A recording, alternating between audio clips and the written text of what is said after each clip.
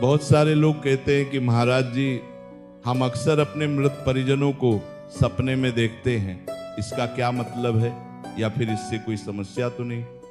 हिंदू शास्त्र ये स्पष्ट कहते हैं कि मनुष्य का जीवन केवल जागृत अवस्था तक सीमित नहीं है, स्वप्न की अवस्था भी आत्मा की एक सक्रिय स्थिति मानी गई है। कभी कभी जीवन में ऐसा होता है कि जो लोग इस संसार से विदा हो चुके होते हैं वे हमारे सपनों में प्रकट हो जाते हैं। उनका चेहरा, उनकी आवाज और उनकी उपस्थिति मन पर गहरी छाप छोड़ जाती है।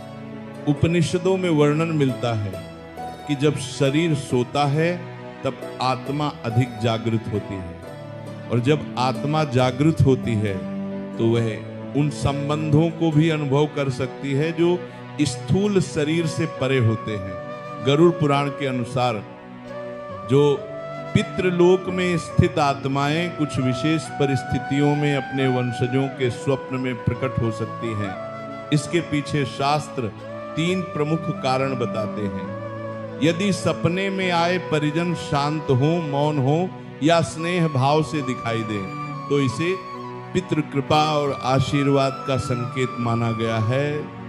गरुड़ पुराण के अनुसार ऐसी आत्माएं कष्ट देने नहीं बल्कि अपने वंशजों की रक्षा और मंगल कामना के लिए स्वप्न में आती हैं। यदि मृत परिजन कुछ कहते हुए दिखाई दें या बार बार सपने में आए तो शास्त्र संकेत देते हैं कि उनसे संबंधित कोई श्राद्ध, तर्पण या स्मरण अपूर्ण रह गया हो सकता है। इसी कारण पितृपक्ष और श्राद्ध को हिंदू धर्म में अत्यंत आवश्यक माना गया है।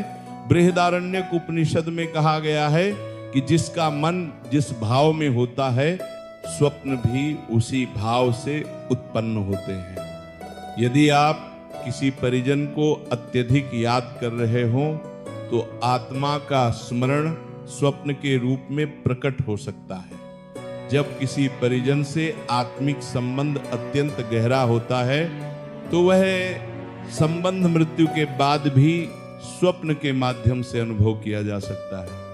मृत परिजनों का सपने में दिखना हमेशा अशुभ नहीं होता। अक्सर यह पितृ स्मरण, आशीर्वाद या आत्मिक संकेत होता है।